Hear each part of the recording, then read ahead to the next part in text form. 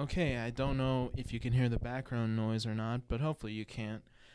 So today is the 5th anniversary of the Nintendo Switch. Yay! I don't know. I just wanted to put my thoughts out on the internet, just talking about how the Switch has been for me and all that, and just a look back in general with video games and such. But yeah, as the main thumbnail and for most likely what all this video is gonna look like, here's me holding my ticket for the Switch. This was bought at Target, and it was literally the morning of when the Switch was going to be released. There was quite a few people actually trying to camp out the night and waiting for the console, which still seems insane how long ago it's been since. But yeah, I mean, it's been quite a journey. That's all I can call it. Just like, wow. I was literally about to be a sophomore in high school at that point in time.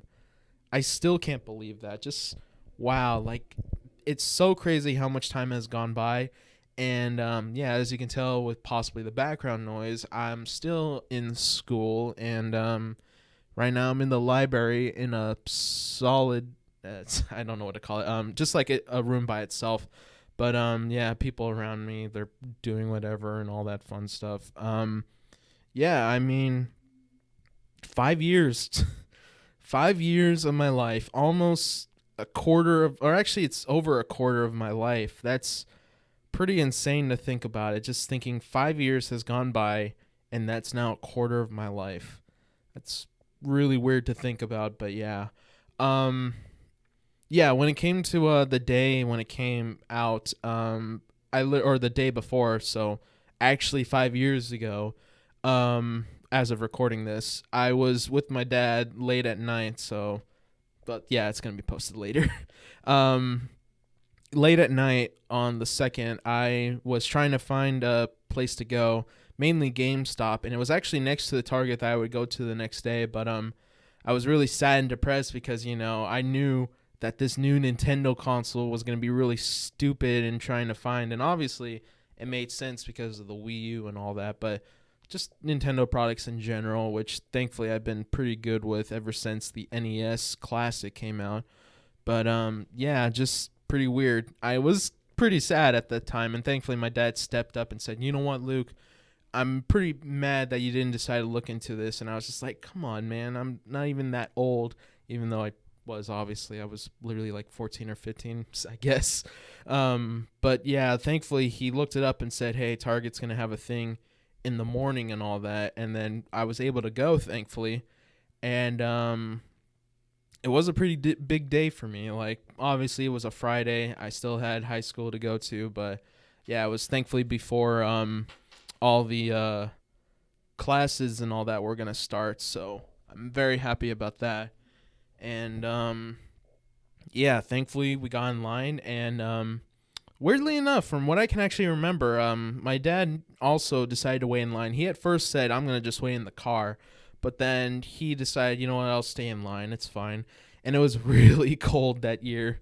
I should have brought two jackets instead of the one that I wore, which was with my school name and all that, because I was in ROTC at that point. But yeah, it was pretty fun, just like actually being able to go inside, seeing all the switches and all that. And thankfully, along with that, I got my copy of Breath of the Wild, and damn, when I got back, it was pretty insane. And I'm pretty sure on that day there was something going on with my parents and all that. I forgot what was going on, but my neighbor came to pick me up, and thankfully we got back pretty soon. Even though I think my neighbor's son, who was a year older than me at that point, he wanted to go and pick up Sonic and all that. And even though I'm always down to get food after school, I was just more excited to play with my new video game console. So I was kind of like, but yeah, thankfully it went by fast. And I believe on that day, and literally when I got back home, I was watching Relax's Know Your Moves on Mega Man, which was really weird how he posted it the same day that the Switch came out. But hey, it was pretty fun watching the video and such. But yeah, I literally got back home, booted up my Switch, played Breath of the Wild, and God, it was such a fun time. And the weird part was that there was like only 7 games on the Switch, including digital games. Yeah, imagine saying that 5 years right now, like as in 7 games. We literally get like 7 games a day on the Switch. That's the insane part. And obviously it's not always 7 or whatever, but yeah, just seeing how tight they were with the software. I don't even know if it was them or if it was the publishers or whatever, but yeah, after that, like I was excited for the Switch to become very popular. And yeah, recently it passed the PS1, including the Wii. The freaking Wii. What the hell? Like I can't believe that. It actually got over a year, or no, not a year. It got over the sales of the entire Wii era and the PS1, which apparently was more popular. And I get why with the CD and all that, but that's insane. The last big hurdle, which technically there's 2, but really it's 1. The last big hurdle the Switch would need to overcome to become the best selling console is to outsell the PS2. And I'll be honest, I get if it doesn't happen, like honestly it makes sense because this video game console is pretty damn weird if I had to be honest, because PS2 like it had a built-in like fan base and it had the ability to play DVDs and such out of the box. And that's one of the reasons why I still like PlayStation, maybe even Xbox if I actually played anything after Xbox 360. It's what it comes with already. Like you buy the Switch back in 2017, you basically had nothing. You genuinely had nothing. You could try and get around it to where whenever it would show you like a URL, like search web bar and such, you could type in YouTube if you really tried. And yeah, like it would be pretty chunky in how it worked, but yeah, you would get YouTube on it. But yeah, that was the weird part is that if you were to get 2017 Switch and get no games with it, it literally was just a paperweight basically.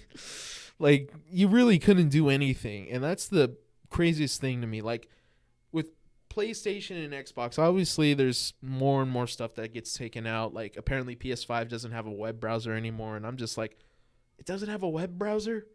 Really?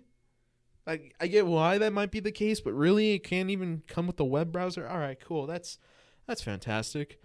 But yeah, like it can play DVDs, Blu-rays, it can be able to go on internet, it can use software that's usually free as long as you've had a subscription or whatever.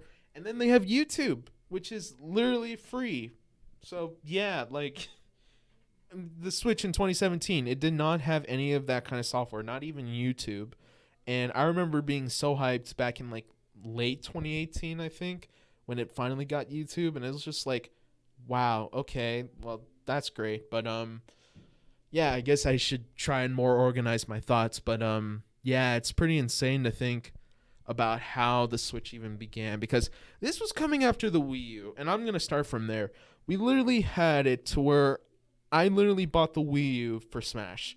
It was literally my Smash Brothers console. That's all it was to me. I tried buying other stuff for it, and wasn't that good. I bought Star Fox Zero and Pokken Tournament. I thought I bought them around the same time, but I think I bought them like different years somehow. I don't know how it works, but yeah, my brain was like, ugh, when I looked at their dates of when I bought them. But yeah, they were not that great and all that fun stuff.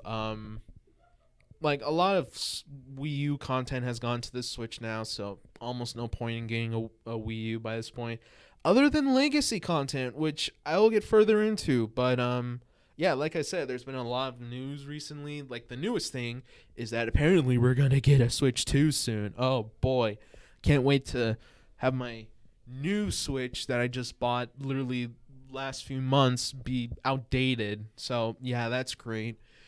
Um. I mean, if it's literally like 3 years from now, I'll be fine with what I have with the OLED. But yeah, if they release it within like a year and a half from now or whatever, then yeah, that's gonna kind of piss me off because I wanted better power. But yeah, no, apparently we can't get nice things, especially for people who are early adopters and all that fun stuff.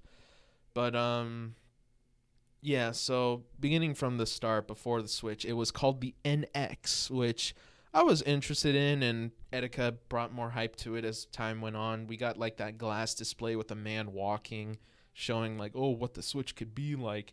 Obviously, making it entirely out of glass and like having the glass controllers or whatever, yeah, that'd be pretty stupid. Not gonna lie, but yeah, obviously that would not be a thing. But the idea of a hybrid console was pretty unique at that time. There wasn't a lot like it, and since I was Apple, I'd never had the idea of, oh, you could display what's on your phone to the TV and all that. I mean, maybe laptops, but really I had no concept of that. But yeah, the Wii U back then, I didn't even have like the idea of what an email was. Like I knew what it was obviously, but I thought it was something you had to pay for.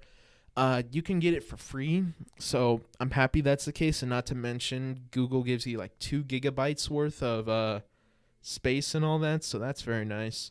But yeah, it's just weird at that time, and for some reason I thought, oh, I could tie in some of my stuff to my school email and that'll work, right? And it works. But then you completely forget, oh, the school takes away your email after you graduate and all that. Oh no. So yeah, that's what happened to me. But yeah, thankfully I got pretty much my Wii U recovered from what I can remember. But yeah, that 3DS content, it's not gonna really stay. And the sad part being is that this is the last DS console we're gonna get. So yeah, if we somehow go back to 2 consoles, I'll be shocked by that. But yeah, and that's what still kind of weirds me out in a sense. We used to have it to where you needed to buy 2 different consoles in order to have different kinds of content. Luigi's Mansion, not on the Wii U, on 3DS. You wanted to play Smash, you could play a portable Smash, but it wouldn't be exactly the same. You wanted to play Donkey Kong Country, you could play the Wii one, but you can't play the Wii U one on the 3DS. You wanted to play Animal Crossing? Oh, you get Animal Crossing Amiibo Festival. You can't get New Leaf on the Wii U and all that.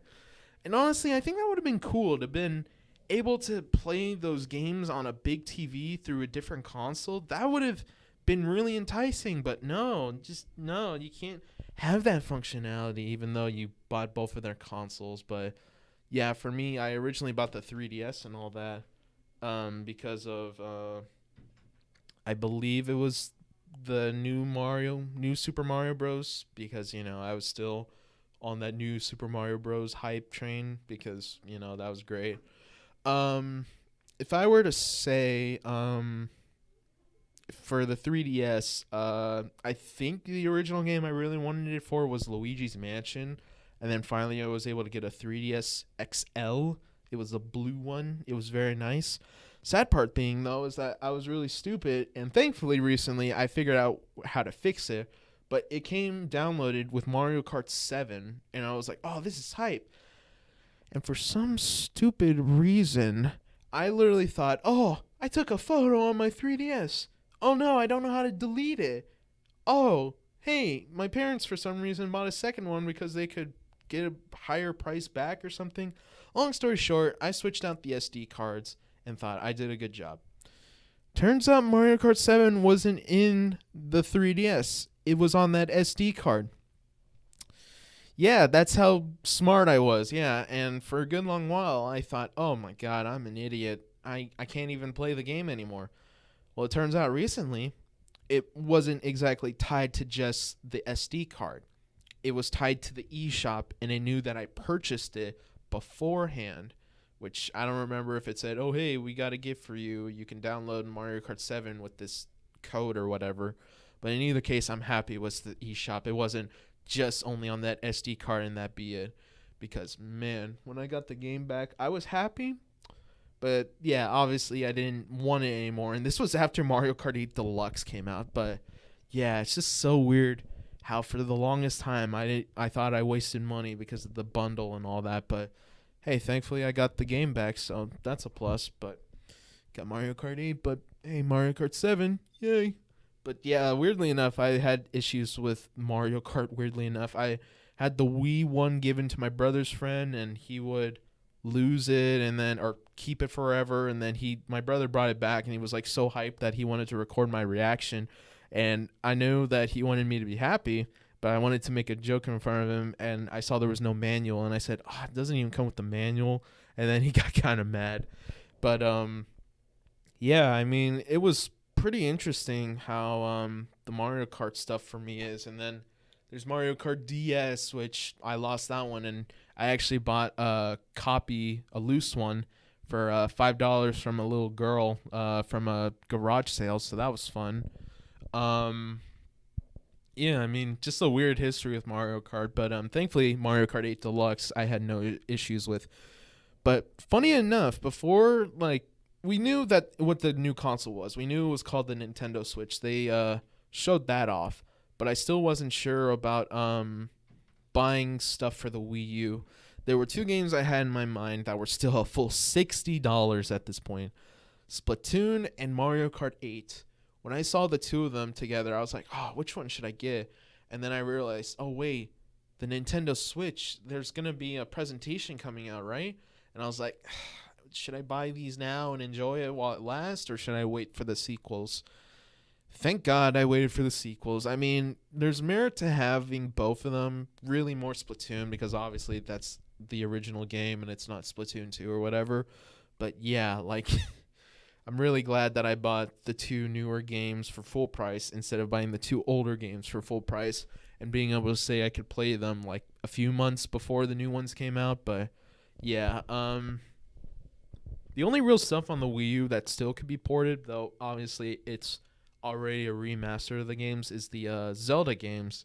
And Wind Waker is the one I didn't bought, but I bought the what's it called? Link's Twilight Princess. Thank God I remembered without having to look at my phone. But yeah, I bought Twilight Princess. The bloom kind of looks stupid now, but Wind Waker, I saw recently at GameStop for pro members, you got it for $5 for the digital one, which I would be like, hell yeah, I would buy that. But yeah, it's only for pro members apparently, so it's still only $20, which isn't bad, but you know, $5 for a Zelda game, that's a pretty good deal. I don't know about the 2D ones on the Game Boy and all that, but yeah, that would be a right price point for that, but $5 for a home console one on the Wii U, that's pretty good. But yeah, all before the Switch was the thing. Yeah, it was pretty interesting. It was really hype. But yeah, the main thing that was keeping me around was Smash 4 pretty much, but I got so many games now, it's pretty insane. So, coming around back to 2017, it was pretty interesting. The first digital game I ever bought was Fast RMX for the Switch, and it was pretty cool. It was the clone of or spiritual successor of F-Zero and all that, and it really really looks nice. And genuinely, for a game that came out in 2017 for the Switch, yeah, it looks way better than some of the stuff we get now. And obviously, it's not the most intensive game, but like it does run the Switch pretty hot, not gonna lie. And at a clean 60 FPS, oh, so beautiful. It didn't go down to 30 and all that. But the only other real big games other than like 1-2 Switch was Bomberman R, and there was like some content that was missing in the first part. The spine looks stupid. Weirdly enough, recently I actually found a copy and it had the normal plain text. Obviously, it still had Konami like angled weirdly enough, but yeah, it had normal text, and I was like, wow, they made a reprint where they fixed the text. That's actually pretty cool. But yeah, I'd only buy the game if it was like $10 or whatever. But hey, it's cool that they fixed the text. Yeah, and then Mario Kart 8 came out, and playing that game portably was like wow. Like obviously Breath of the Wild was a big wow. I'm playing it in the palm of my hands. But yeah, to see Mario Kart 8 be on a screen pretty much all that time and then officially getting it in a portable device, that was honestly really insane. But yeah, it was really fun. I will have to say though, the music it's good, but man, is it so dry compared to the Wii. Like it's good, but it's not unique. While the Wii, It has a bumping soundtrack, genuinely. I can name almost every main song from that game. Maybe not some of the like the menu themes and all that, but obviously like Maple Tree, Luigi Circuit, Bowser's Castle, stuff like that. I can most likely be able to say which one's which. But yeah, Mushroom Gorge was my favorite. Toad Factory was really nice. Um I can't really say what would be my favorite now. Yeah, a lot of them are really good. Um I don't know, but like those two are definitely like favorites that are classic. But the new game, it's all orchestrated, very nice, very clean. F-Zero music, yeah, like it's the ones that's really unique, and yet it still uses the main like instrumentals for the other songs. So yeah, maybe it's plain music that blends together for me, but like with F-Zero and then with Mario Kart Wii, like they can make it different and unique, but I don't know. It was just pretty weird. But yeah, that doesn't even mention the new DLC that literally is coming out 5 years after the port of a game that came out back in 2013/2014. I'm pretty sure it was 2014, but if you tell me it's 2013, I'm gonna look it up. Screw it. I'm just gonna look it up. Let's see. When did Mario Kart 8 come out? 2014, a day before my birthday. I wasn't sure if it was 2013 or not. Yeah, this game overall is almost 8 years old.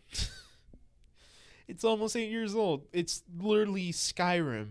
It's Skyrim. That's the funniest thing to me. It is now Skyrim. But yeah, like they could have announced this in 2020, maybe 2021, which I guess it kind of did. No, actually, no, I don't think so. Yeah, it was in February, I believe.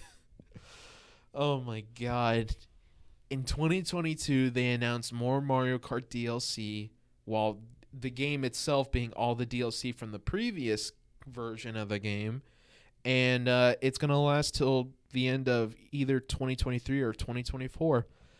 I think it's 2023, but man, a whole extra year of Mario Kart 8 content. Like, you can't make that up. That's stupid and insane, but yeah, I don't know. But I'm done talking about Mario Kart 8. The next game on my list, Splatoon 2. I am right now looking at my case, which is holding every game that I've ever bought, and I will soon see how many I have. Splatoon 2. It's literally my longest played game, and yeah, is it worth it? I played so much throughout my high school days where in the middle of the night I would go to my dad's man cave because the Wi-Fi in the living room already sucked itself, but obviously I was playing in portable mode at night. But I would play at night because thankfully Switch Online wasn't a thing and you didn't have to pay for it, so it was literally free internet. And I played the game for quite a bit at night and all that. And yeah, thankfully I got up to rank X recently and all that. Well, not recently, but like a year ago or whatever. But there was one point where it was starting to all fall and all that, and I grinded my ass in order to be able to get it all the way back. But yeah, I'm happy that I was able to get it back. But yeah, this game I think was pretty fun. It was really unique. It was a shooter that I actually liked before I played other shooters and such. Like I did play GTA before this, but it wasn't primarily a shooter. It was an open world game or whatever. But yeah, like oh my nose. But yeah, Splatoon, it was clearly a shooter and in cover based gameplay and all that. But it was pretty fun to play. Gyro controls and all that, pretty fun.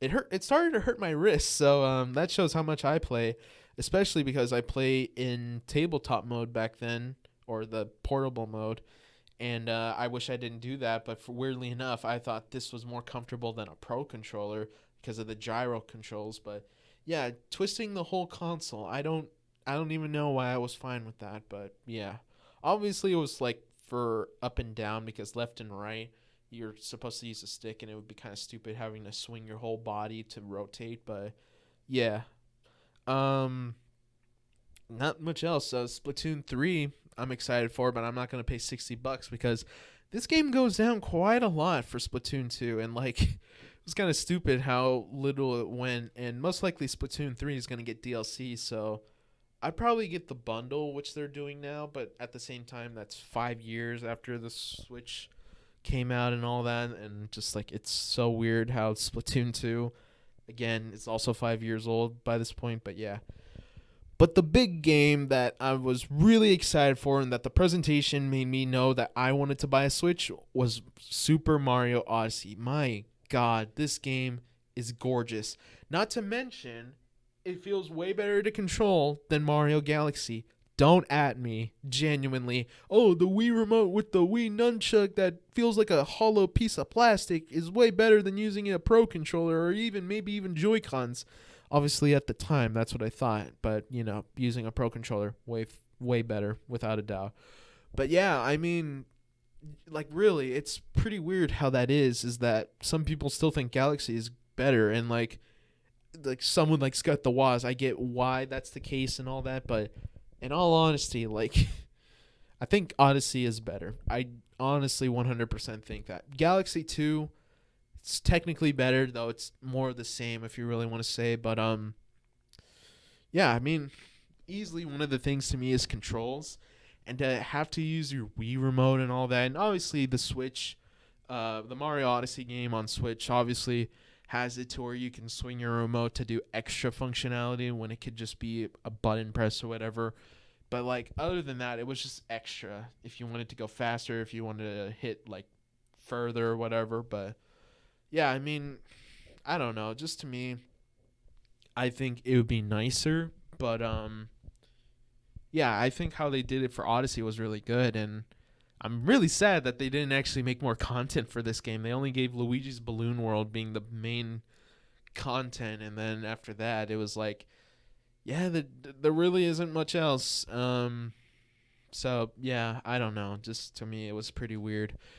But yeah, I mean, I like this game. It really was a fun game, and the songs and all that were really fun. Oh yeah, and did I mention about the Nintendo girls? Up until like 2019, Nintendo was really, really, really into cute girls and all that. And I'm not gonna lie, they were pretty cute because, like, honestly. And then Etika fell for one of them. He was like Min Min, and dude, that bruh, he never even got to see Min Min in Smash. He would have said F all the ones who wanted Twintail. My girl's in the game, bro. I honestly feel bad, man. That's honestly insane. I don't even think he got to Byleth. That's the craziest part. Like, it was before all COVID started. That's insane. God, man, that brought down the mood. But God, that's pretty insane how that's the case. But yeah, I mean, yeah, that's so weird. But yeah, like besides Min Min and all that being his girl, like we got the Marine, I believe. I forgot her name from Splatoon 2. We got Twintail for Arms. Pauline came back looking cuter than ever. Honestly, when I look back at the DK games, she obviously looked off now. But like back then, I even thought she kind of looked a bit off. But yeah, it was pretty interesting how that's the case. But yeah, and then Zelda, of course, the girl that's really thick or whatever. But I don't know, just yeah, it's pretty insane how that's the case back then. I don't know about now per se, but yeah, back then it was pretty obvious what Nintendo was doing back then.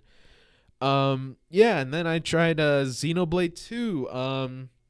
It's a good game. I weirdly enough prefer it over 1. When I look back at the voice acting, yeah, but like I actually gave a shit about pretty much all the characters in that game, weirdly enough. I tried caring about the characters in Definitive Edition, and I don't know, like I couldn't even care about pretty much half of the cast. Like the girl with the shot or the sniper, I did not care about her. The brother I didn't care about. I cared about the best friend, Shulk and Fiora. Donbad, I believe his name was. He was cool. He had a story in the game and all that. But he was more of like the guiding character, if I had to remember. But yeah, I didn't even finish that game. Xenoblade 2, I did finish. I enjoyed most of the characters. Nia was really awesome. Rex, he was a wet blanket, so yeah, I understand that. Pyra and Mithra, pretty insane. And yeah, it was pretty interesting how that was. But yeah, I actually beat the game of Xenoblade 2. I couldn't do that for Xenoblade 1. I got to the second to last boss, but yeah, I couldn't even finish that game. Overall, though, it was really fun. I didn't buy the DLC, though, but yeah. Moving on to the next game, it is Sonic Forces. For some reason, I didn't take people's criticism to heart when it came to this game, and I thought, oh, it couldn't be that bad. It's the boost formula. It should be better than Sonic Boom. It's better than Sonic Boom, but it was a lot more boring, not gonna lie. Yeah, the game I thankfully got on sale, like $10 less or whatever, so about $30. Yeah, it's not worth $30. It really isn't. It was fine, but yeah. Not too much. I'm hoping Frontiers goes well, but who knows by this point. This next game, bit of a story with this one. It was including ROTC. It was the day where I decided to bring a toy gun in because I was bored. Don't know who tattletaled on me, but literally I was having a pretty bad day that day. I missed out the 30-step drill sequence that I was supposed to be a part of, and thankfully nothing too bad came out of it. But yeah, there was a guy that came in that day, and I was wearing my uniform and all that. But a guy came in that day and into my classroom, and what happened was that I came in late. I forgot the reason why, but everyone was there, and I believe it was in between. It wasn't before, but like he was saying, "Oh, I'm so proud about what y'all did and all that." And I'm like, "Cool." I couldn't wake up because dad, alarm, all that. Thank God I can wake up to an alarm now. But yeah, it was really stupid back then. But yeah, he was praising the people who did it and all that. And obviously he wasn't talking about me because I wasn't there. But then the police came and someone said, "Hey, I'm holding a, I don't know if it was a gun or a supposed toy gun or whatever." But yeah, I gave it to them, and they took it away, and they said, "You gotta come and pick it up or whatever." I didn't want to pick up that fucking gun. Genuinely, like, why would I go after the long day of shit in my face? And yeah, I think my parents found out, and yeah, I got the game that day. I believe I went to the store and got it, so that made it worse. And yeah, I even wrote a little note in there, and I don't have the case with me, but yeah, that was probably the worst day. And I think, yeah, like all in one day, that was probably the worst day of my life. I hope it doesn't get worse, but most likely it will in the future times. But yeah, Bayonetta 2. That memory will be stuck with this game because she holds fucking guns. So yeah, that's gonna be fun to always remember. By this point, I pretty much rearranged my games, and I wasn't buying games the day they came out because I didn't want to be stupid. But up until 2019, I was being stupid and buying the newest game and all that. But Mario and Rabbids, weirdly enough, when I got this game, I believe it was Christmas Day. From what I remember, literally my parents were excited. My mom went to Walmart and buy it, and I was really happy to get it. Wasn't the biggest game in the world to me or whatever, so when I got it, it was in a sealed package and all that. I opened the case up, no cartridge, none at all. There was nothing, and I was like, oh boy. And my mom was furious for me, and thankfully it wasn't too bad or whatever. But yeah, it's just so weird how that's the case with the game. I've never had that happen to me before, and yeah, never since. And it's only been on the Switch with this game specifically, so that was great. But overall, it was kind of infuriating, but thankfully Walmart was like, "We'll give you a new copy," and I'm like, "Yay." And I was able to play the game. But yeah, the Sparks of Hope and all that, hopefully that goes well. I recently bought XCOM for $5, including all gold points, so I got it basically for $2.50. It was good. I played the tutorial or whatever, but yeah, you can clearly tell the inspiration from Mario and Rabbids, but pretty good overall. Sparks of Hope, hopefully it goes well. Hopefully they do something pretty cool, but who knows at this point. Crash Bandicoot. really happy it came to Switch. Pretty fun game. I enjoyed my time with it overall. It definitely was difficult to play and all that, and tight platforming. Pretty fun. We'll say it was worth it. It had no updates, crazy enough, but yeah, it's literally on version 1, and it's one of those games that are rare to find to see only on version 1. Weirdly enough, I forgot what the game was. I think it was like Guardians or something like that. It's the one with the giants, and you know what? I'll look it up. Hang on. I'll be able to find the name.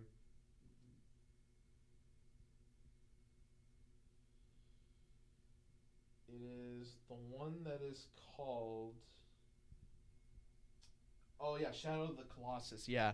Um, it was good overall, but yeah, it was on version 1 when I got it, and I thought, oh, I should buy the disc. If I bought the disc, all the data would be on the disc, meaning I should have bought the disc. But hey, it was only selling for $10. It was on sale, and instead of paying 30 to $40 on Amazon, I only paid 10. So saving money here and there and all that. But good game. Pretty crazy how it's literally just you and the Colossus and the land itself. There's no side things or anything, but more importantly, it's about the puzzle about the Colossus. But yeah, long story short, it's all right, but I don't think it was really worth buying it just because my taste and all that. But really cool game to play. Yeah, Crash Bandicoot. Yeah, it was pretty good. Can't say it's like my favorite series or whatever, but it was fun to play. Thankfully, I bought Crash 4, but I'll talk about that sooner. Octopath Traveler. I liked how it was as like the graphics and all that HD 2D graphics. Pretty fun overall. Definitely not my kind of game, but hey, I'm glad I supported the small team who developed it and all that, so that was fun. Okay, now for a big game, Super Smash Bros. Ultimate. Yeah, a lot of hype into this. I can still remember the first day when I heard it was announced. I was literally making up a test, fixing the answers or whatever, and trying to get better credit. I was watching the direct, and it was after Splatoon 2 DLC came out or announced, and then they were like showing more Splatoon, and I thought it was like a remake of one or even a movie, which weirdly enough, a lot of people thought, even Etika thought it was going to possibly be a movie. But yeah, it was a remake of the original Splatoon trailer. Never saw that, so that was pretty interesting to learn about. But then you saw Splatoon looking in the back with the bright light behind her, and then you saw the Smash Ball. That will forever be one of the most iconic parts of me playing video games. It genuinely is. Just like, holy shit, there's going to be a new one. And that's the craziest part about the symbol. It's literally 2 lines going through a ball, and yet I got excited as fuck. I couldn't hold my yell. I was like, yes! And there was people like around me, and obviously I was more enthusiastic, but yeah, I had to say yes out loud, but it was crazy. And then I saw Breath of the Wild Link, and I'm like, oh my god, I know what these games are all about now. Because back then, when like Kid Icarus, for an example, got like his moves from the new game, I was like, okay, I don't know what's going on, but all right. But yeah, Breath of the Wild Link, I knew what he was about. Mario with his cap, I was so excited to hopefully get a new move, possibly with his side B and him throwing Cappy and being able to jump off of it. Obviously, that didn't come to fruition, but hey, really cool to have that thought in my head. But yeah, it's just really crazy how that was. And then up until 2021, literally we got DLC, and then yeah, it's been interesting. My original character who I was playing with, I didn't really have any that were there specifically for me. I was trying to think about like the new characters more than anything. Inkling was fun, really fast. Whenever they got into the air, that was probably the worst part for me because down air and all that. But obviously, there's ways to get down. Weirdly enough, I'm thinking about times where like whenever I got into a battle, whenever I would like have difficult parts.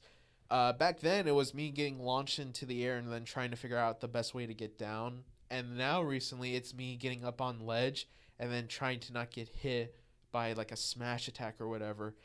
And it's so weird how that like changes my whole perspective, and that's the weird thing that's been going on with me in Smash. So I don't know how that's the case because I remember back in 4, I was thinking, "Oh, the graphics look nice, but the characters start looking blurry as I play competitively and all that." But it was just a weird thought. But yeah, pretty interesting.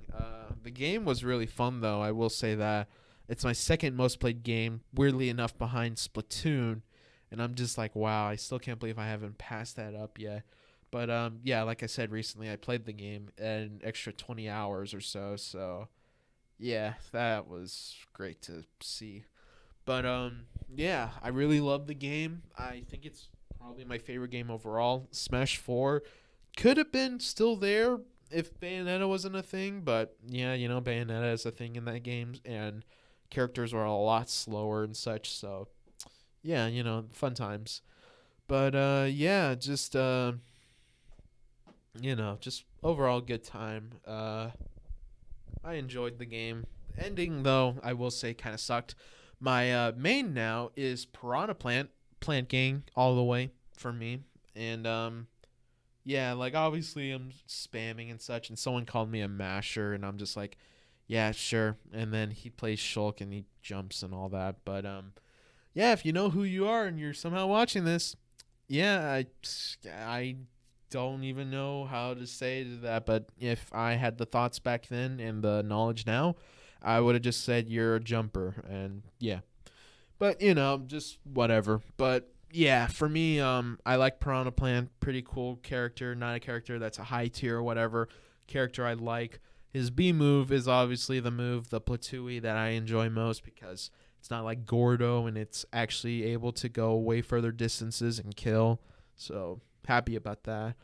Um, yeah, just overall a character that I enjoy to play, and I have an amiibo finally. I got it literally last year, uh, before summer ended, so I'm glad about that. Yet it was $25, but hey, it was a character I finally got that was not only not too expensive, but was available for me to buy in box. So yeah, and I think it was a Japanese one, but hey, thankfully that doesn't matter with figurines. But yeah, overall the game's good. Could be better. Last few characters, Pyra and Mithra and all that. Weirdly enough, other than Piranha Plant, Pyra and Mithra are the only characters that I can say that I not only knew, but could say that I finished the game. Banjo Kazooie, I was so happy for them to be back in. Never fully completed the game on an emulator. I actually got the rare replay recently. Well, not when I say recently, I'm saying like 3 years wise, but yeah, like got it back in like 2018, 2019, maybe even 2020. Um, and yeah, I think that game was pretty fun to play for what I played. But yeah, obviously didn't really beat the game and such. But I'm happy that I own it now on a disc.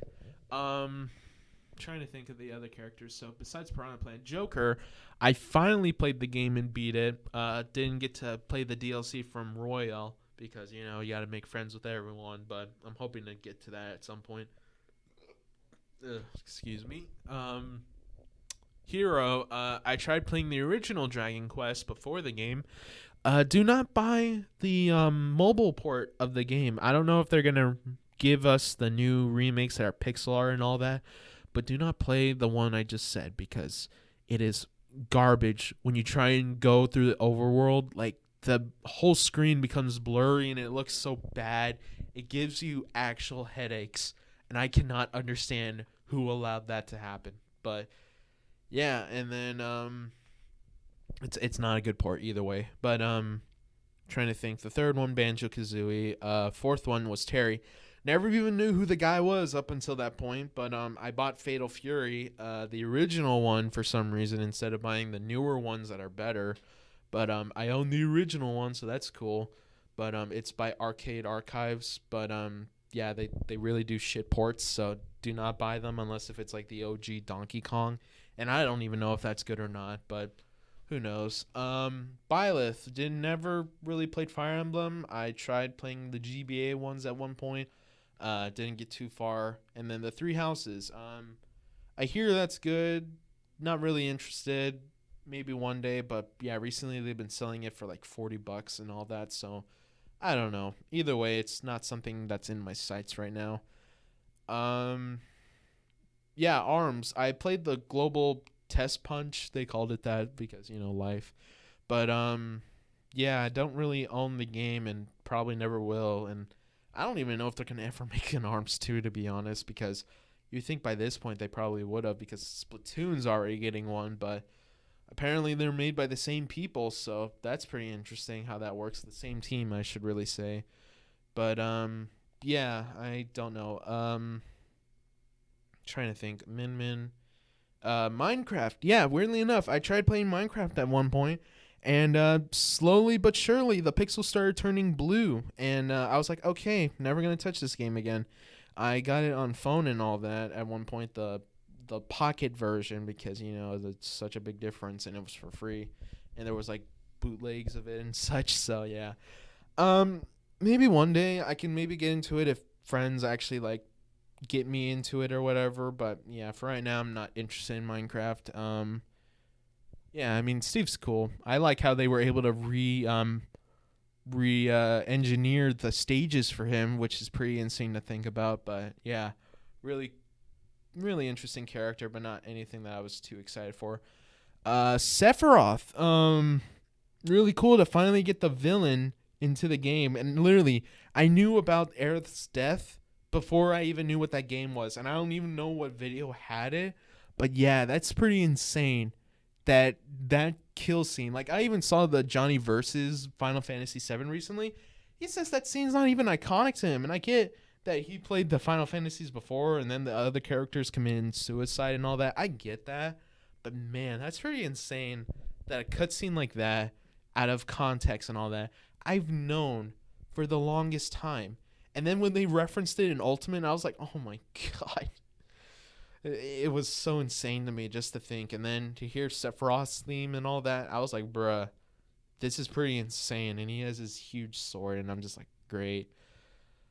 This character's now in the game. And weirdly enough, he's not exactly top tier. I think he's high, mid tier, but yeah, for how he is and all that, it makes sense. But it's pretty interesting.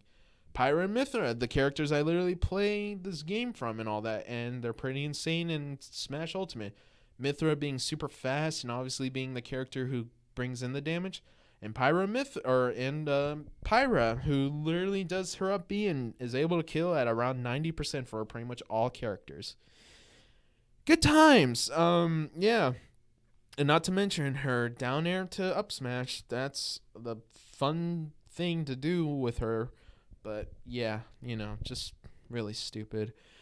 Yeah, and then there's Kazuya Tekken. I played a little bit of Street Fighter and all that, but yeah, pretty weird how that character came in just now, because Bandai and all that. You would think it would be a part of the first pass, but hey, better than Byleth. But yeah, weird character. Tried getting into him. I think he's really cool. But God, he feels so laggy and all that. And once you land a hit, it feels satisfying. But other than that, I just can't control that monster. I really can't. Or monster. I said monster. I don't know. And then we come to Sora. I recently bought the Kingdom Hearts collection from Walmart for $19.93. I will be honest, I don't think it's exactly worth it. But hey, this is coming from a guy who's never played a Kingdom Hearts game and has not even played the first one, not even for like 30 minutes. So, yeah, hopefully I can play that soon. But yeah, I mean, like the weird part is that literally the first and last characters are the only games that I've recently bought because of Smash, and it's just like, wow, it's pretty insane how that is. And both of them were around the same price, but Persona 5 Royale, definitely a game I will look back in the future. But yeah, it was really cool to play, and hopefully I'll get to the DLC sometime soon. But yeah, I obviously got God of War and Spider-Man to play, so not going to touch that game for a while. And Kingdom Hearts Collection, yeah, again, that's another thing I'm not going to touch for a while. But yeah, weird part about this lineup of DLC characters, it's literally JRPGs, fighting characters, or characters from Microsoft. That's about it. Besides Piranha Plant. Yeah, besides that, those are the three categories. Think about it. Joker, JRPG. Hero, JRPG. Banjo-Kazooie, platformer slash Microsoft. Terry, fighting. Byleth, JRPG. Min, fighting. Steve, Microsoft slash open world, if you want to say. Sephiroth, JRPG. Pyra/Mythra, JRPG. Kazuya, fighting. And then you got Sora, JRPG slash action game or whatever. We got a bunch of JRPG characters with a few Microsoft characters. Isn't that crazy? Just think about it. Like, I think that's pretty weird of a lineup for DLC. And, like, I'm happy about these characters, but in all honesty, just thinking about what they are is pretty weird. But, yeah, like, not a lot of legacy characters, if you ask me. Like, it's a lot of JRPG characters. And, I mean, hero, legacy character, trying to think. I'm hitting the bottom of the chair right now.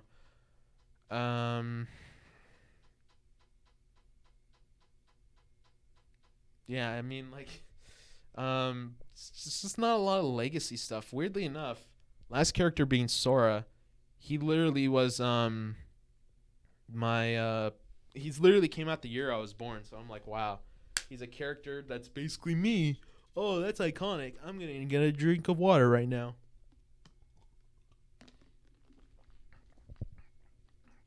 But yeah, just him as a character, that's all right. What ruined him for me though was Twitter, because everyone was saying Sora's gonna get in, and I'm like, I still don't know if it was a leak or not. Most likely it was, but like at the time I was like, God, don't be Sora. Everyone's talking about him. I would have been all right with him, but for Twitter to be right and saying, oh, Sora's in the game or whatever, I'm just like, all right, cool. I wish Twitter wasn't right, but yeah, I was kind of hoping for Crash, Doom.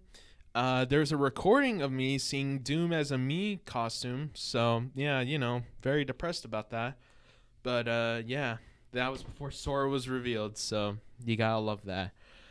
Um, yeah, I mean, other characters, K. Rool, really exciting trailer. Very happy about him. I'm talking about the other trailers otherwise, but yeah, K. Rool, best trailer overall, hands down. Sad Banjo-Kazooie basically copied it, but obviously it makes sense why they did it.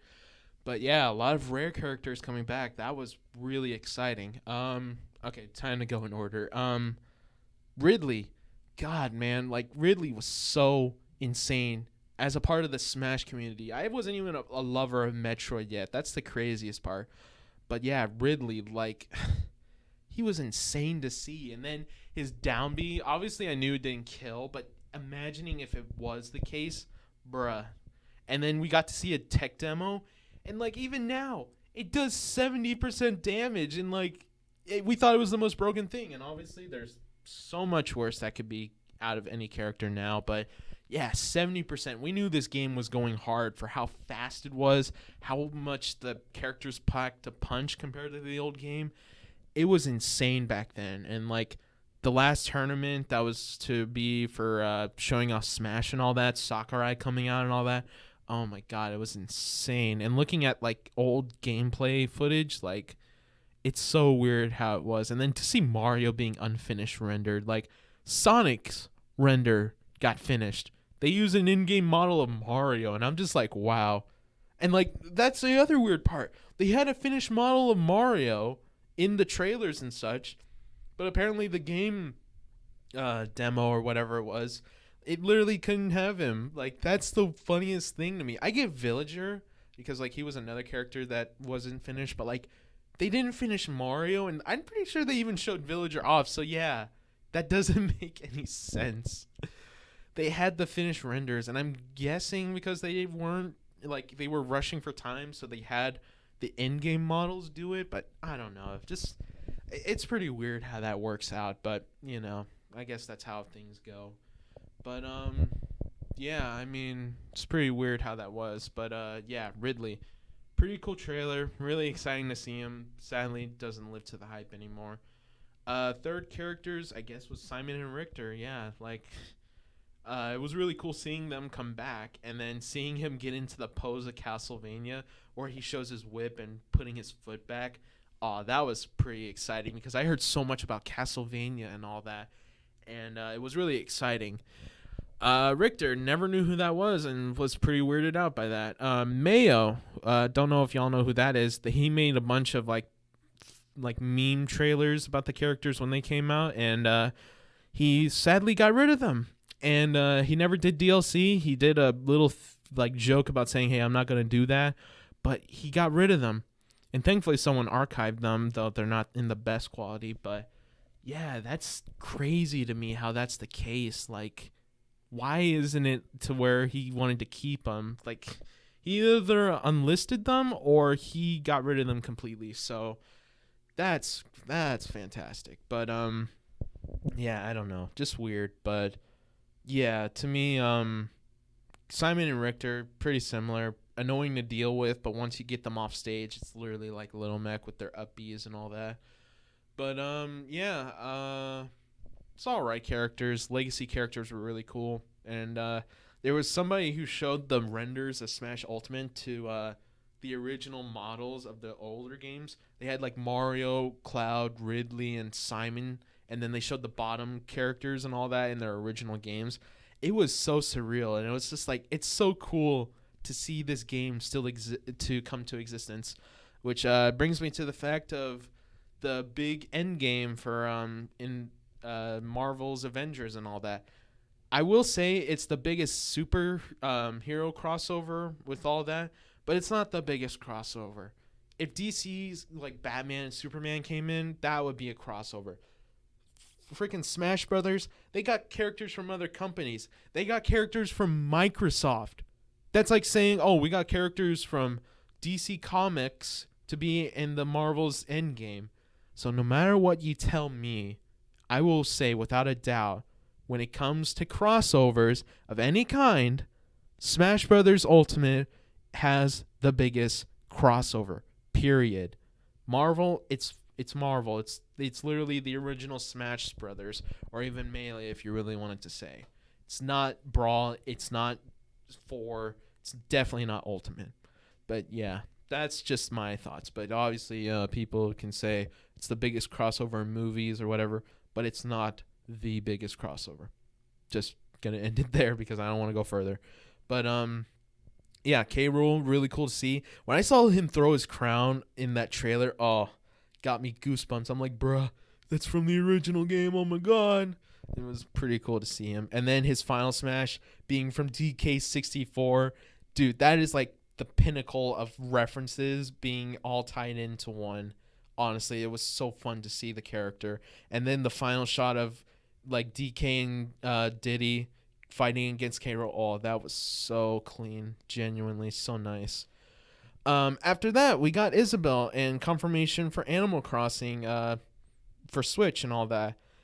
Crazy how that would be in quite a while up until that point whenever we would get into the new Animal Crossing game. But yeah, Isabelle, just a weird character. Genuinely don't know why they added him in, but probably more representation for Animal Crossing. But yeah, by this point, like, Animal Crossing is the biggest thing. Yeah. I think, yeah. Then after that, we got Ken and then Incineroar. Ken's pretty weird. Not gonna lie. He was the last Echo Fighter. There's also Dark Samus, Daisy, and I think that was about it. Otherwise, right? It was just those three. I'm trying to think. Well, Dark Pit became and Lucina became Echo Fighters. So yeah, yeah. Ken was the new Echo Fighter, and we never, weirdly enough, got more Echo Fighters. And obviously, yeah, like if you relabel them, which is basically what Sakurai did, if you relabel the characters as Echo Fighters, I think it makes more sense because it makes them feel more special. Because that's the weird part. Because you look at Dark Pit and Pit, like I think that's the worst part though. You compare it to both of them, and it's like, oh yeah, obviously this character is a clone and all that. But I think those two were kind of like, yeah, like it's kind of stupid how similar they are and they're just clones. But Ken, to me, like, he felt like a new character in itself, even though it's pretty much Ryu and all that. But I don't know, just pretty weird to think about. But yeah, I don't know, just weird how it is. But Yeah, otherwise, Incineroar, a really cool character.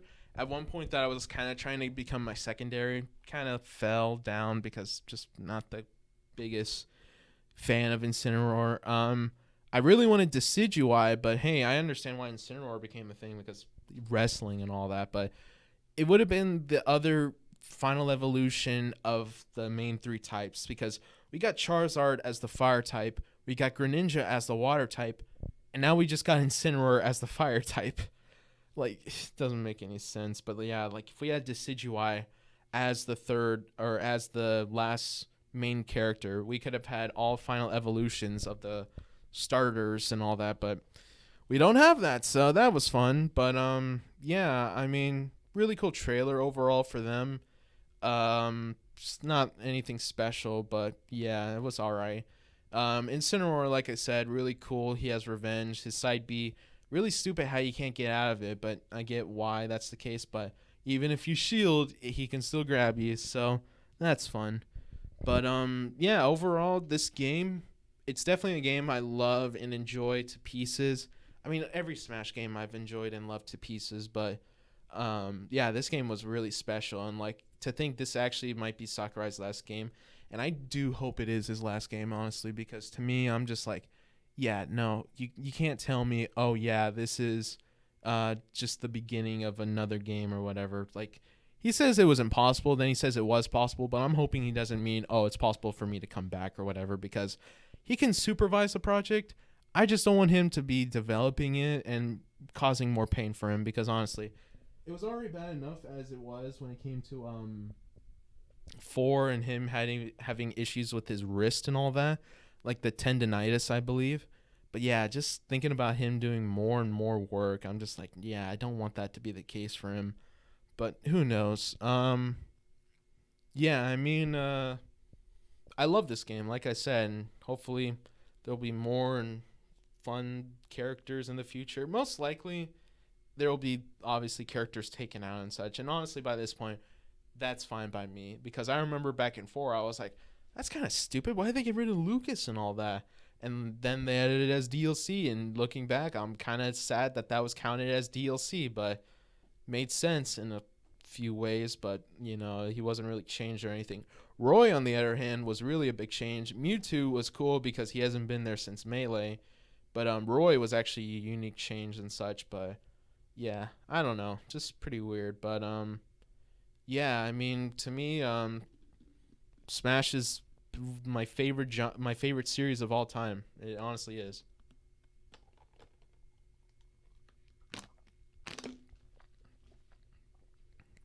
Always drink water. Stay hydrated. Okay, yeah, I mean, like I said, Smash Ultimate, big deal. I want to buy a sealed copy, and most likely there's not going to be a all-in-one DLC pack for some reason, so I'm most likely just going to buy a sealed copy at some point when it kind of goes cheap, but who knows when that'll be, because, you know, most Nintendo games are like that. Next game that I can see, Kirby Star Allies. It's okay compared to Robobot and the plant one, Triple Deluxe. This one's pretty weak, not gonna lie. It really should have been way more than what it was. Brought back 4-player, kind of cool, but you know, it's been done on the Wii. Had some cool ideas and such. They had some 3D stuff in there. Besides the overworld, it had the boss being 3D, but you know, it could have been better, and it should have been where Kirby turned 3D, which is why Forgotten Land is doing that, and that's going to be a theme with a game 3 games from now. But yeah, to me, I would honestly say that this game was pretty weak overall, and then it brought in DLC or whatever, but it's not that much, and then it had like a final like level of some sort, but you know, it wasn't that big of a deal. Um, yeah, I mean, I like Kirby, and weirdly enough, I was kind of thinking about pissing. I was thinking about missing out on the new 3D game, but then they showed Kirby as a car, and I was like, hell yeah, let's do it. But yeah, hopefully it goes well, and hopefully it's going to be way better than this game, and it's definitely going to be the one that's unique out of the recent Kirby games, but who knows. Spyro the Dragon. I weirdly enough have history with this character. Yeah. At McDonald's, don't know if anyone else had this, but they had display stands where you could play literal full games. This was back in like 2008 or so, and they literally had an N64 and PlayStation as a display with a CRT in it. I genuinely want to know what they did with those consoles.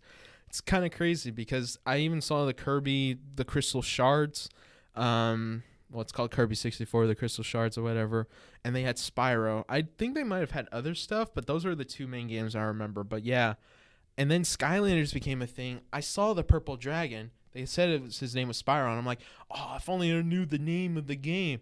I should have just looked up the character because then I would have understood. But hey, I never knew what internet was at the time. So yeah, I guess that was my life. But yeah, I don't know. Pretty weird.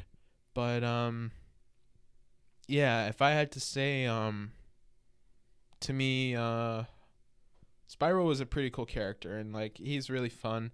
I hope Wings of Fury, which I believe that's what it's called, I hope that game comes to existence. That's what they say the name is going to be, but for right now we don't even have confirmation of the game existing, so that's fun. But yeah, hopefully that comes to existence. The trilogy was really cool.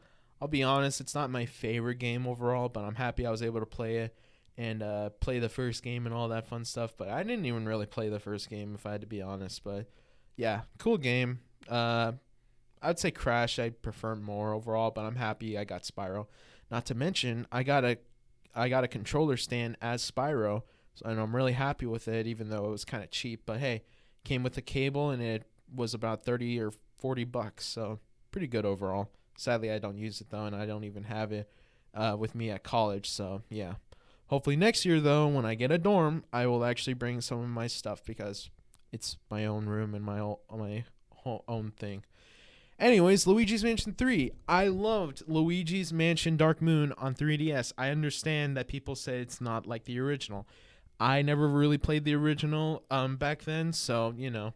And like I said, Luigi's Mansion Dark Moon is what got me to get a 3DS. So, yeah, it was really exciting to be able to play it and all, and I'm really happy with it. 3, though, was kind of weird. I didn't even realize that there was no run button at first, and they never explained it.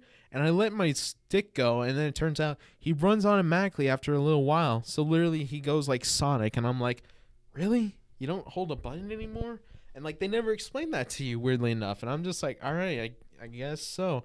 And I found that out after like playing 2 hours of the game or so once I got EGAD. But yeah, it was really weird. But I love the new controls that they gave Luigi because he has more buttons to work with and all that. And only real sad two parts that I'm really sad about were one, the gameplay being as short as was. Obviously, it was really tight and the animations were awesome.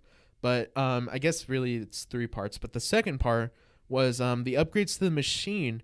I understand why it wasn't the case. I mean, I'm very happy that the dark bulb that like shows stuff or makes stuff come to real life and all that. Thankfully, there was no meter on that. But like, it felt so underused compared to this game because you know it's not the new gameplay or whatever. But yeah, there was no actual upgrades. Like they could have made the sucker maybe more powerful, make the bar go faster whenever you want to slam the ghost and all that. There was no upgrades, and you literally would buy lives if anything, and there was really wasn't anything else. And I'm just like, are you serious? We collect coins and all that, and you just get a good high score. It's no upgrades or anything. So that was a bit disappointing. But the third thing that's not too big of a deal, but would have been really cool, is the new ability you get whenever you get a bigger suck basically for your vacuum. And obviously it's like plugged into the wall. You can't go far. That makes sense. But they could have done that with the final boss, and that honestly makes me still so sad. I thought it would have been cool to have it to where, and this was my idea of the final ending, he makes the picture really big as he did in the game. But what happens is instead of you being able to fight him, you would have to run away while he tries to absorb the whole mansion or hotel, if you really want to say. That would have been cool, and then y'all get to the ground floor and then y'all fight. It could have been like that. It could have gone the other way to where you try and take King Boo down while you're going down the floor. But I thought that would have been cool.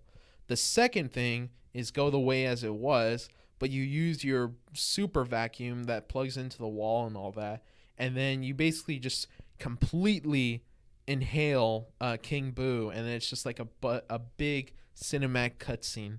That would have been awesome, but no. And there's so many stupid tongue moves that he does, and you have to get Guigi out in order to finish him off. But yeah, just kind of depressing near the end. But hey, it was a really fun game.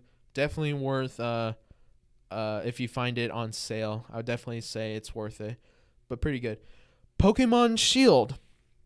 I literally had only one memory with my brother. We talked about it for about 3 hours or so whenever I found a new Pokemon and thought it was really cool. Other than that, not worth it. I'm getting a drink of water.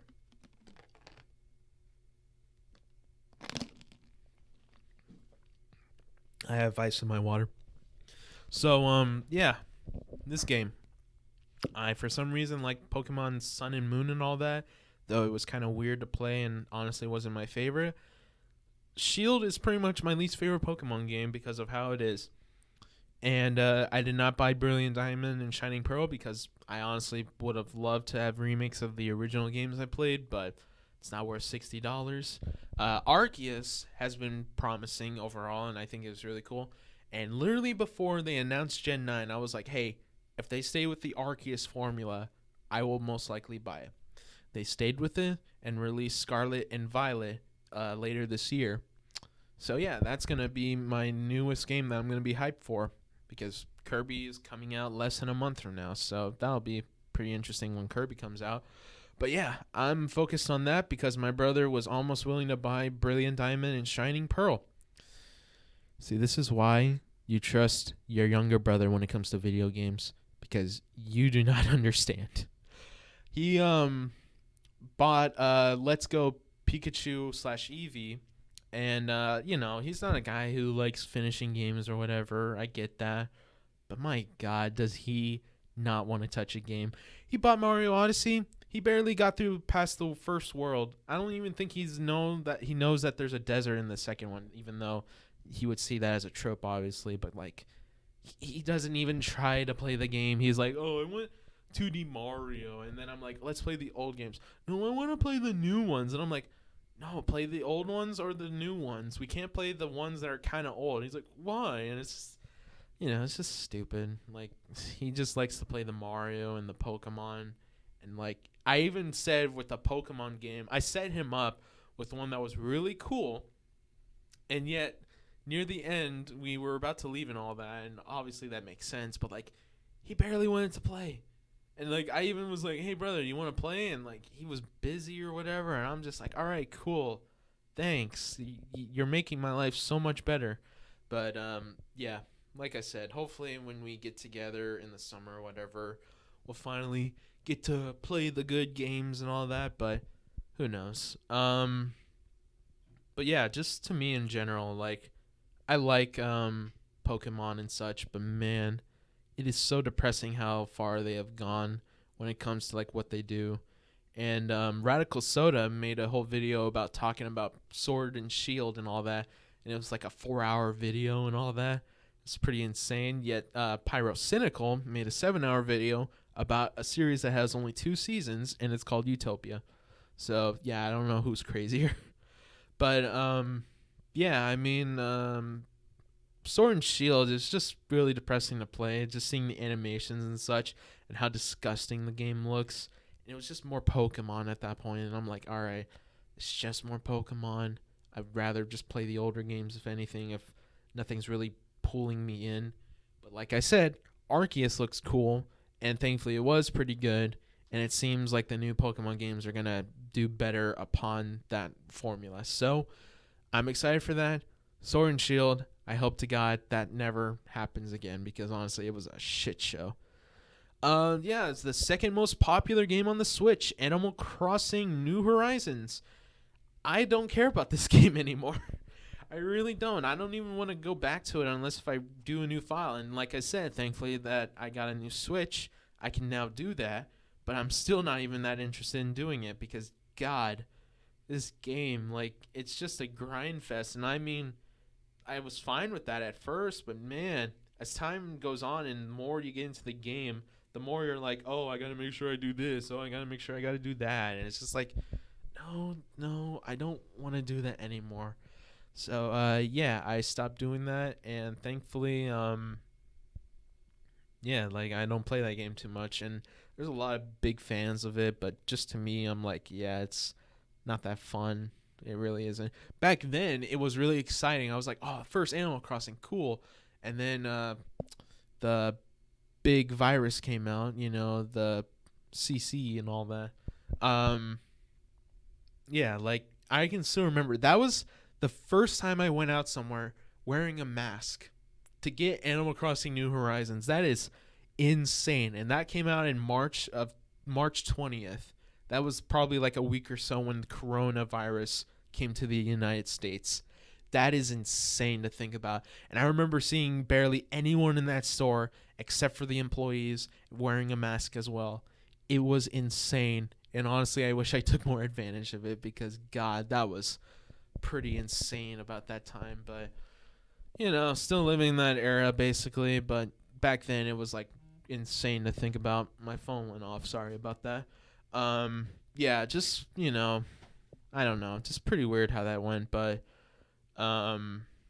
yeah, I mean, I enjoy it from time to time, but genuinely, I don't want to go back to it. Xenoblade Chronicles Definitive Edition. I got this basically on my birthday of that year, 2020. It's all right.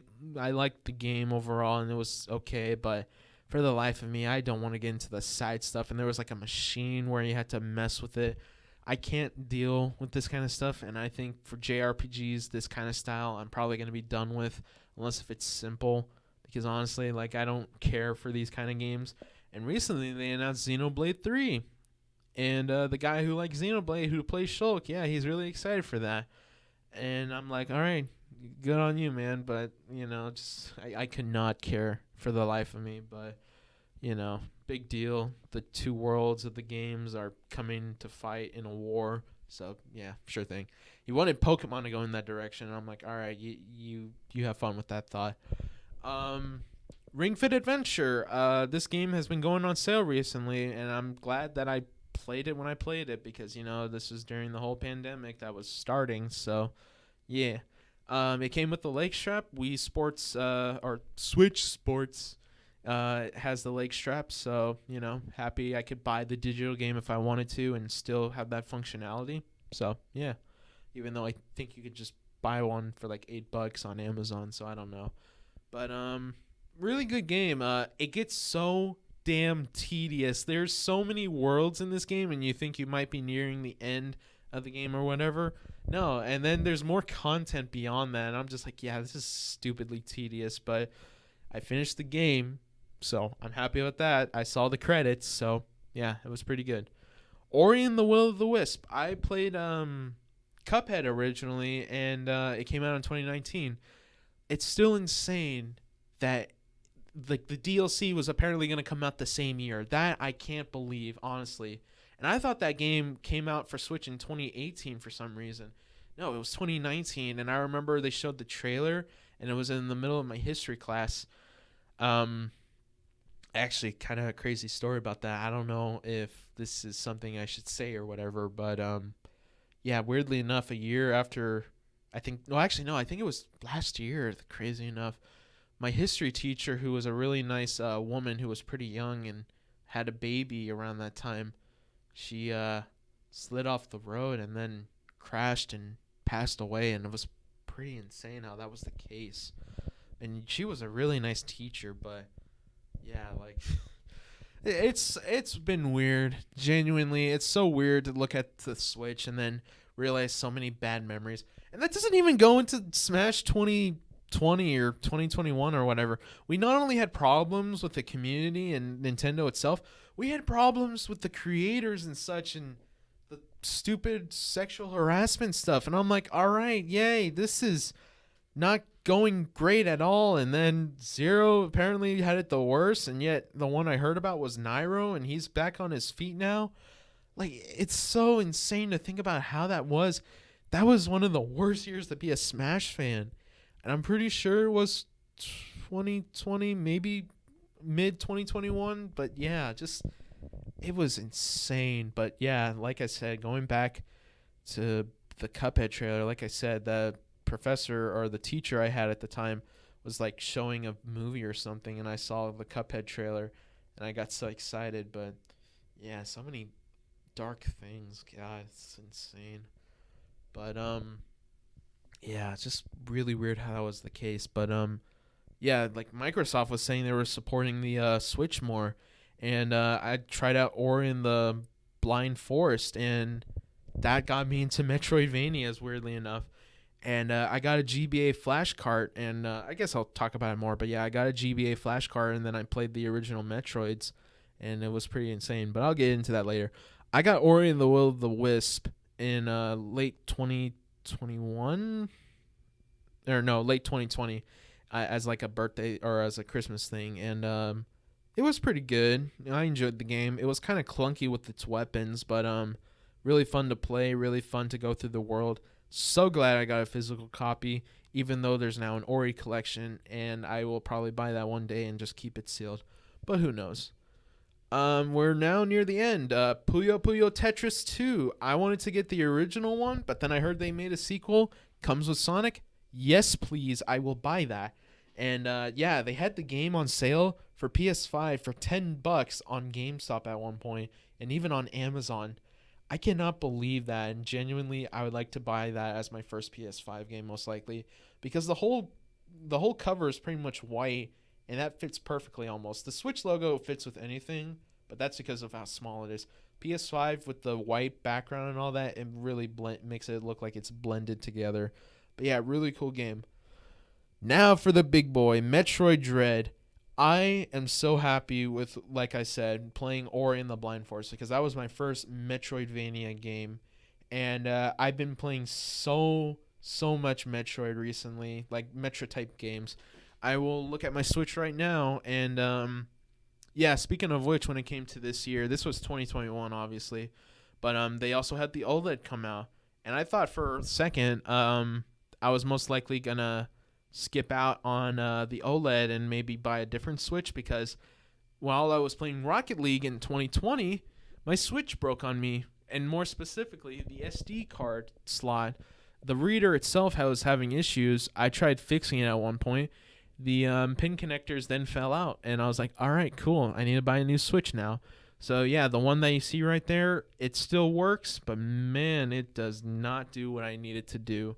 And thankfully, the OLED model is a thing that I own now. But weirdly enough, how I first even got it, I saw it available from Amazon. I was wearing a white T-shirt that day, and it was the white version of the OLED. And I was like, man, should I actually get it? And this was during winter break and all that. And thankfully, my parents allowed me. I got it. The box had a dent and all that, and it was like a bunch of scrapes. And like the box itself that it came in, it literally was not even covered in bubble wrap or anything. And I'm like, great, you couldn't bubble wrap this container that you would normally kind of bubble wrap somewhat. But yeah, it was just stupid how it was. But I kept it either way. But like, new Switch, no dead pixels from what I can tell. Thank God that's the case. But yeah, like I like it overall. And you compare it to the original Switch, it's easily a way better purchase, because honestly, I don't know what the new Switch is like with the red box, but the build quality, the fan, the way it transfers heat and all that, it is so much better. And not to mention the battery. Oh my God, the battery, it is so much nicer. And like I said, it's able to control the heat very nicely. So I'm really happy about that.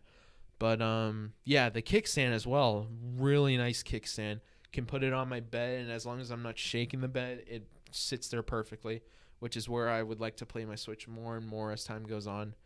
But yeah, I like it. Yeah, like I said though, the Switch 2 apparently recently got leaked or whatever, and I'm just like, please tell me it's just like a future project or whatever, but who knows by this point. But yeah, when it comes to Metroid, like I said, I have a bunch of Metroid games, and I will name them by when I got them. I got Ori the Blind Forest Definitive Edition. I got Ori and the Will of the Wisp. I then got Metroid Dread. Then I got Guacamelee 2. And then now, my most recent game I bought because it's half price, I think by the end of this recording of today, which is the second. Yeah, like that's insane. Like I got a half price, but yeah, I've been playing Hollow Knight, and so far it has been the longest game that I've played so far. Guacamelee is kind of in line because I still haven't finished that game, but yeah, Metroid, it took me about 9 hours. Ori and the Will of the Wisp, it took me about, I would say, 11 or 12 hours. And then Ori and the Will of the Wisp was like 13 or 14 hours. I've only played about 10 hours of the game, but my God, do I feel like I still am missing so much. It's incredible how long this game is. But yeah, literally, I've played so much Metroid, but Metroid Dread was the big boy that was going to come out. And it's pretty insane how excited I was. Because like I was on the hype of Metroid, and whenever I finished playing the Blind Forest, I had the GBA flash cart, and I was like, you know what? I want to play the Metroid games. Screw it, why not? And then I decided to play Metroid Zero Mission. Literally, how I play Hollow Knight now is the same feeling I got when I played Zero Mission. So refreshing and so unique. Honestly, it's so cool. Also, sorry if you can hear the music. Someone's doing that, but yeah, just so insane how that's the case, because I'm just like, wow, I can't believe that I literally was able to experience the original games in their purest form. Obviously, not the original cartridge or whatever, but listen to this. One day I went to a half price bookstore and all that. Their games are pretty much the market price and all that. They had Zero Mission and Fusion on display, and they were specifically showing both of them. For both of the games, they wanted $75 each. And I'm just like, really? $75 each? Doesn't come in case or anything? No, it's just the cartridge. And most likely, Metroid Fusion would have a corroded battery. You never know. I actually have a Pokemon Fire Red's battery, which is starting to deplete and all that. But yeah, like it's so weird how to see both of the games, both at 75, while I got a flash card for half of one of those games. And honestly, that's what I'm happy with. Getting a flash card that's able to play the games on official hardware. That to me, I think is the biggest plus. I got Easy Flash. I believe that's the people who made it. I got it from Amazon. And besides like a Pokemon game and having a few issues with it saving the data and hopefully not corroding once or twice, it is a really nice flash card that plays the games pretty much perfectly. And it literally allows me to play Game Boy and Game Boy Color games on a DS. So yeah, I don't know why people like Game Boy Advances when it comes to modding them and all that, because you got two problems with both models of the Game Boy Advance that everyone knows. The original one, that's landscape, the problem with that one is that it doesn't have a backlit screen and you need to replace the batteries. The problem with the SP model is that you need to find the specific one that's the 101 with a better backlit screen, and you have the thumb or the Tic Tac shoulder buttons, as well as not having a headphone jack. Literally, all those problems are practically solved with a DS Lite, genuinely. I know I can't play official Game Boy and Game Boy Advance games on there, but my God, that Easy Flash card is like honestly the best way to experience all of the Game Boy games without having to mod a Game Boy in any way or form. Because literally, you get a headphone jack, shoulder buttons are a little bit but like I recently bought a black one that has pretty good shoulder buttons and it's pretty good. And you're able to have a battery that's rechargeable. Not to mention, you don't need to buy a case for the Game Boy Advance. You literally have the whole DS itself protecting itself, which is one thing that I will always say over the Switch. It was not only more portable in a way, but it literally was able to do so much more in protecting itself compared to the Switch. Because I bought a glass screen protector for my Switch because that's how much I care about it. But yeah. Anyways, I got to experience the games. I then got to play Super Metroid. And literally a few months before, or like it was like during the time of Metroid Dread being announced, I remember thinking, oh man, I still need to play Metroid 2. Once I play that game, I'll literally be able to say I played every other one. I played the remake of 1, 2, I was thinking about playing the remake, but it was on 3DS, and I was like, I don't know about that one. But thankfully, AM2R was a thing, and it still exists on the internet. I played that one, and my God, is it such a good fan game, honestly. Like, I heard stories about it, but wow, it is such a good game, genuinely. I'm just like, wow, can't believe how good the detail and all the gameplay was in that game. It was really fun to enjoy. But weirdly enough, the guy got hired by Moon Studios, the people who made the Ori games, and I'm like, hell yeah. He got an actual job doing what he loves, and I'm like, that's pretty epic. But Nintendo being like, oh, we gotta have the fan games and all that, which is another topic I should probably come into with the Wii U back again. The Wii U and the 3DS are soon to be closing down, with all the legacy content being lost, basically also known as the Virtual Console. Literally, other than the PlayStation Store, the Virtual Console, which is on the eShop basically, is going to be all deleted. Not even the Wii was saved, and now we're losing the Wii U and the 3DS. Just like, really? We got to lose both of those as well? And the worst part is that everyone's talking about it, and I'm like, I get why they're doing it, but the worst part is that a lot of people don't even own like the main console that has everything, because not even the 3DS has Game Boy Advance officially, or Super Nintendo. I think it has a Game Boy Advance, but I might be wrong on that. But yeah, like even the Wii U has the DS and all that. And I'm just like, wow, that's actually going to be lost. And like that was the coolest thing that Nintendo did on the Wii U, is actually bring back DS games on the big TV. And like that's one of the things I'm going to buy once I get back home, is buy a DS game that I've never played before, or something that I might enjoy. If they have Kirby Superstar Ultra, I might buy that. But another game I'm going to buy is Mario 3 Advance, because it literally comes with all the bonus levels and all that. And I'm like, bruh, for $7, hell yeah.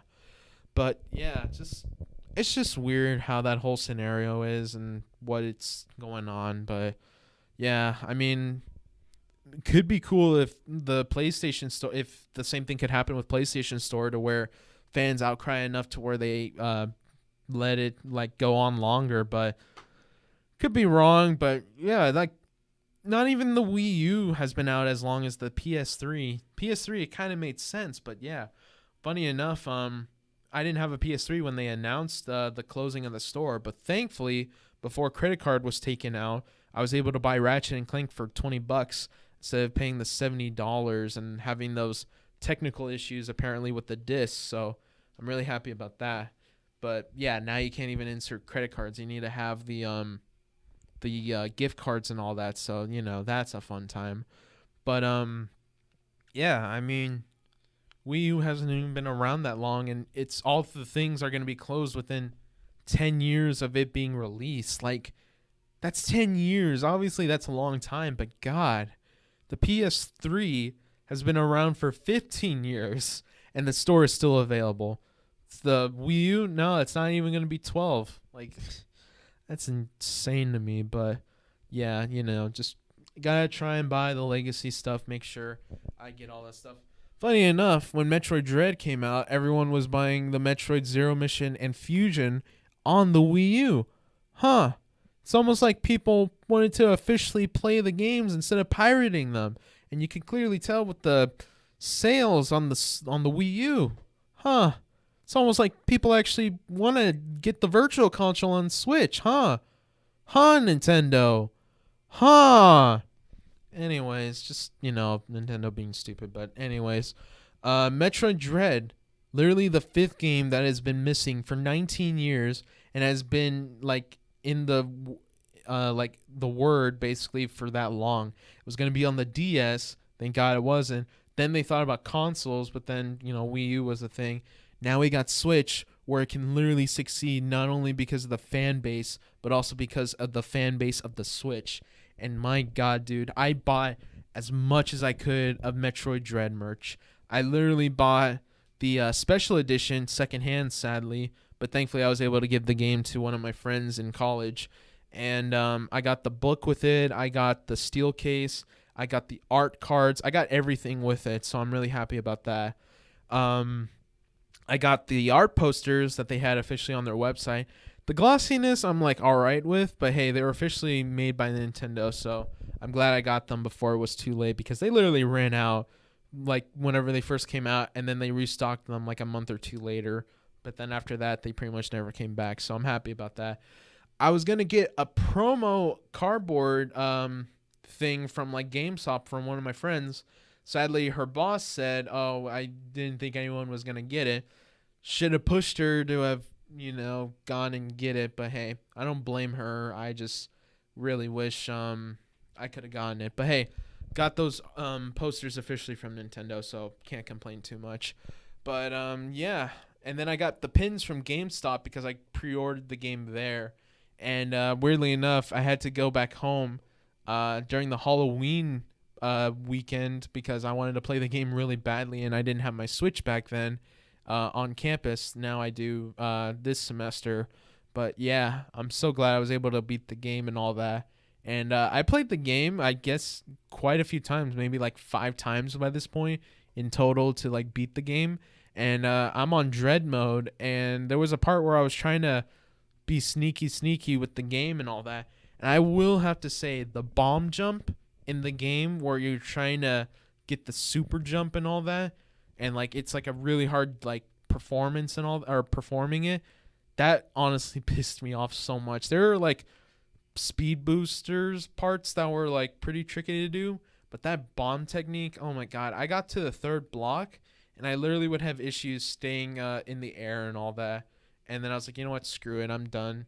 And I haven't played the game since, but I'm hoping to get to the normal like run where you get the gravity suit early and do the section breaks and all that, or the sequence breaks. But yeah, I love Metroid, genuinely love it. Love to get as much art as I can of the series and all that.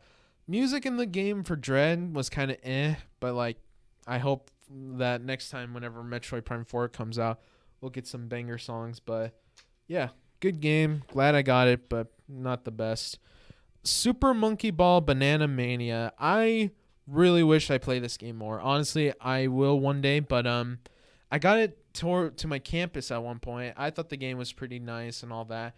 I then dropped it, and then there were scuffs on the thing, and I'm like, God. And then for some reason, I was like, you know what? I don't want to deal with this. And then I decided to get a replacement thing and all that from Amazon. The cardboard box and the art book, they were both bent, and I'm like, all right, great. This is fantastic. So I still have that still and all that.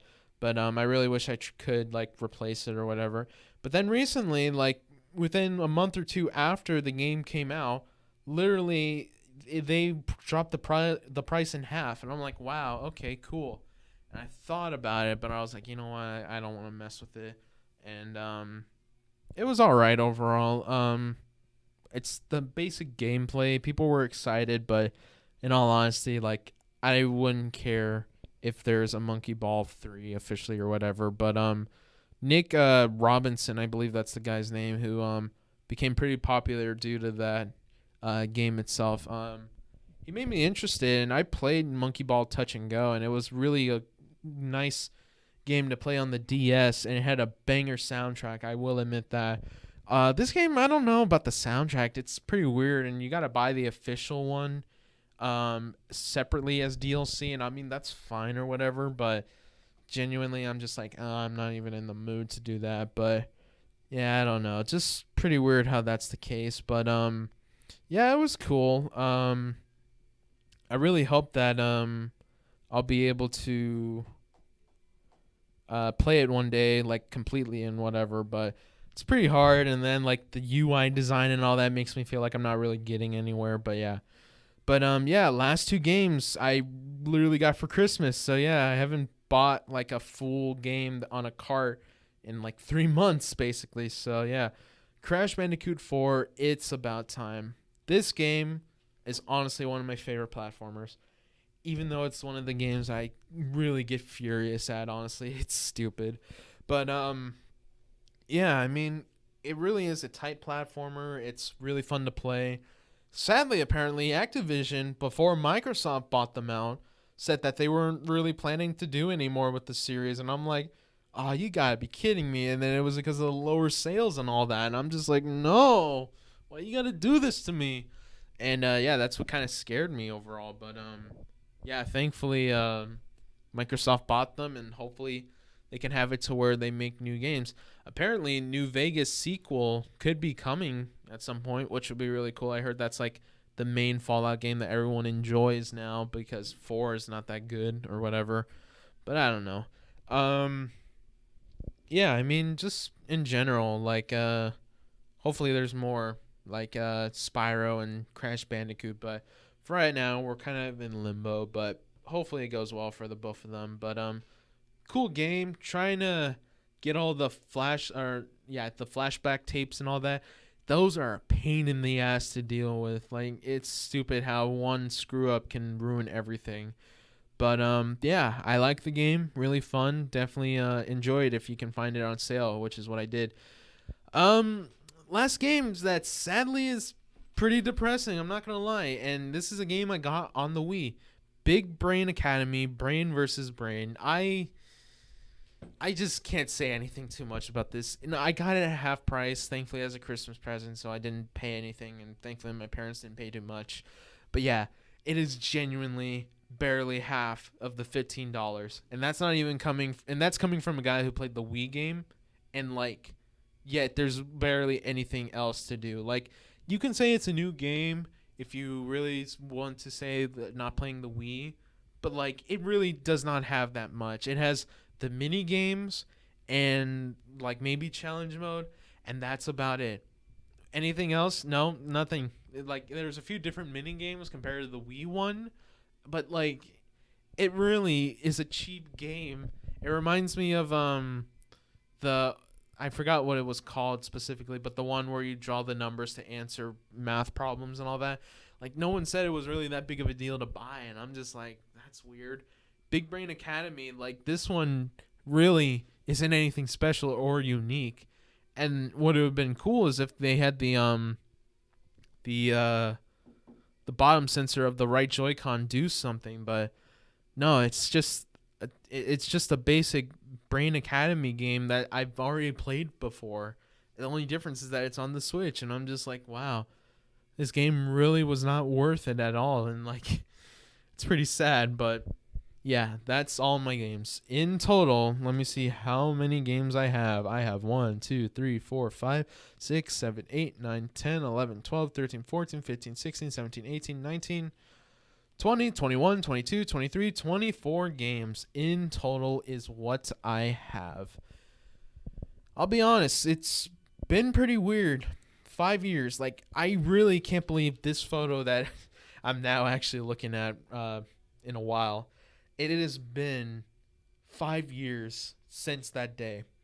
Like, you can't even tell me, oh, yeah, that easily makes sense for it to be 5 years ago. Like, 5 years seems like nothing, but God, just to think about what has happened since, like, 2017.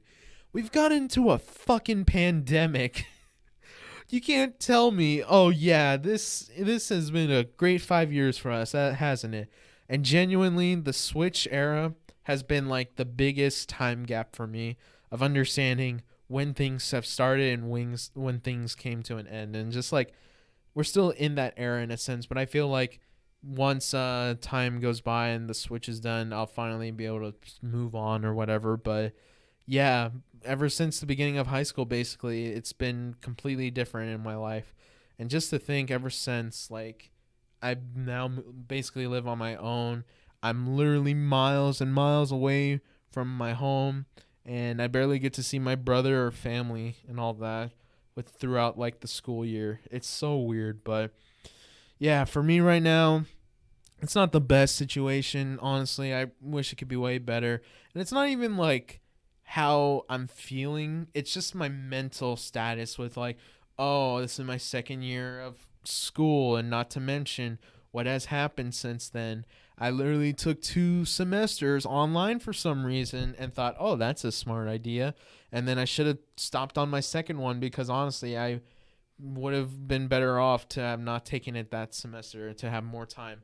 Not to mention the stuff I had to pay and all that. So I'm just like, all right, cool. Not worth it. Anyways, just, and then the worst time of my life that genuinely was the worst, like, honestly, was whenever it snowed in Texas, which I don't think I've ever said, but yeah, in Texas we had issues with the weather, and all the electric companies and all that thought, oh, we should be fine. We don't usually get that bad of weather, and for basically a week straight, we would have points for like about 10 or so minutes where we would have power, and yeah, like it would go off for another like 7 or 8 hours, and I'm just like, cool, that's how we're gonna do this. All right, that's great. But yeah, just it was terrible. But who knows? It's just been 5 years. Hopefully things get better from here. I mean, we can't possibly have another repeat of the last 5 years, right? Genuinely, like, so much has happened. TikTok has become a thing. So many memes have gone and go, and like, if I were to think about a meme from 2017, I can't even really think of one because honestly, we've had so many with Thanos. We had so many with just how things are in general. Elon Musk, I don't think was really big of a deal in 2017. So yeah, it's so weird. But yeah, 5 years of Switch. Here's to another 5, and hopefully things go well. But yeah, I guess I would have to say my favorite year overall would have to be maybe 2017 still. Honestly, just so weird how that's the case. But yeah, I'm hoping that the next 5 years go well. But yeah, yeah, if y'all are interested in asking me anything else, I'm down to comment back on your comments. But yeah, this has been more of a me thing, but hey, I'm always down to talk more about the Nintendo Switch, because what else are we going to talk about in this world? We're going to talk about World War III. We're going to talk about the attack on Ukraine and all that. Fuck that. I genuinely don't want to give a shit about what the world status is. I just want to enjoy my video games while they last. But yeah, this has been Pro Era. I'll be hopefully seeing y'all later. Take care.